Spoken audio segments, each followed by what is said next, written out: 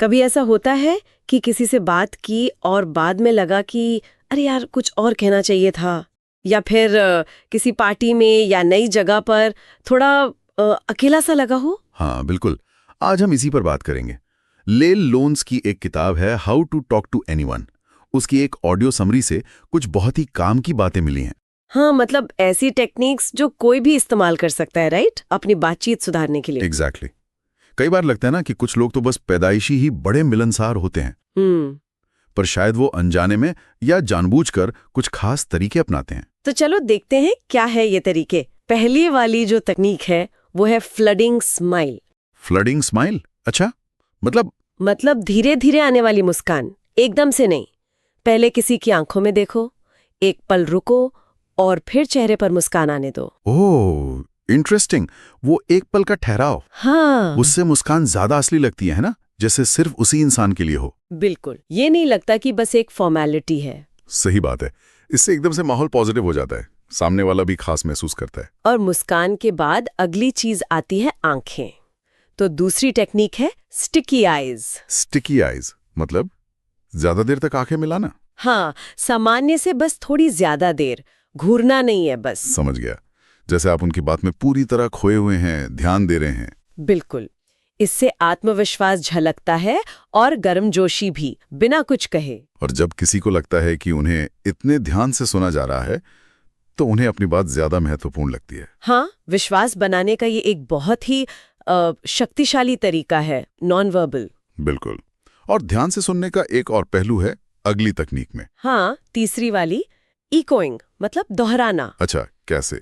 जैसे कोई कहे मैं पिछले हफ्ते पहाड़ों पर गया था, तो आप कह सकते हैं पहाड़ों पर, वाह कैसा रहा? ओह, मतलब उनकी बात के आखिरी कुछ शब्द लेकर सवाल बना देना। हाँ, इससे लगता है कि आप सिर्फ सुन नहीं रहे बल्कि समझ भी रहे हैं। और ज्यादा जानने में दिलचस्पी भी रखते हैं। ये बातचीत को गहराई देता है। सही।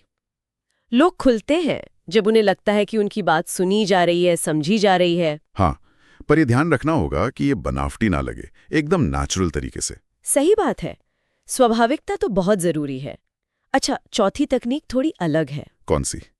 ये कि ऐसे बर्ताव करो जैसे सामने वाले को पहले से जानते हो। पहली मुलाकात में भी? हाँ, मतलब थोड़ी गर्मजोशी, थोड़ा अपनापन जल्दी ले आओ बातचीत में, जैसे पुराने दोस्त हो। अच्छा, ये तो एक तरह से मनोवैज्ञानिक ट्रिक हुई। हाँ, अब वो जो शुरुआती झिझक होती है ना, उसको जल्दी खत्म कर रहे हैं। बिल्कुल। इससे सामने वाला भी ज्यादा सहज महसूस करता है। हाँ, वो दीवारें जल्दी गिर जाती हैं, बातचीत ज्यादा आरामदायक हो जाती है।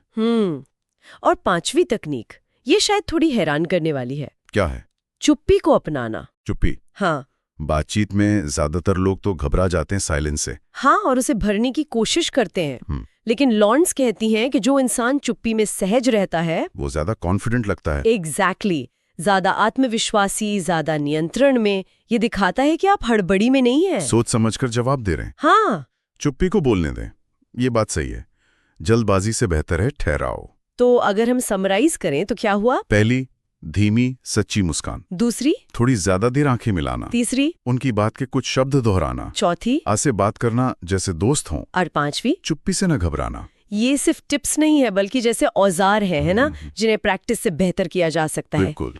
और सोचो, जिंदगी के कितने जरूरी रिश्ते होते हैं, कोई मेंटोर, पार्टनर या कोई गहरा दोस्त। हाँ, उन सब की शुरुआत अक्सर एक अच्छी बातचीत से ही होती है। सही बात है। ये तकनीकें उन शुरुआती पलों को संवार सकती हैं, गहरे कनेक्शन बनाने में मदद कर सकती हैं। तो अगर कभी किसी सोशल सिचुएशन में थोड़ा अजीब लगे या लगे कि लोग ध्यान नहीं दे रहे, हाँ। तो ये तकनीकें ट्राई की जा सकती हैं, स्मार्ट तरीके से कोशिश करने के लिए, ना कि सिर्फ जोर लगाने के लिए। बिल्कुल, थोड़ा नियंत्रण अपने हाथ में लेने जैसा है। जाते जाते बस एक सवाल छोड़ जाते हैं सोचने के लिए। हाँ। इन तकनीकों का अभ्यास तो करेंगे ही, पर आज या कल में ऐसी कौन सी एक सिचुएशन हो सकती है जहां इन्हें आजमाने से शायद सबसे ज्यादा फायदा मिले? इस पर सोचिएगा।